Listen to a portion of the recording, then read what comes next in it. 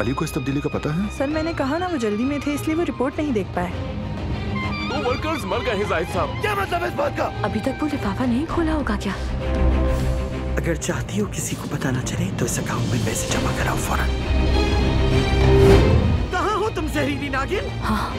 नूर कहाँ है? क्या आप में शर्म है थोड़ी सी भी आतुल साहिबा?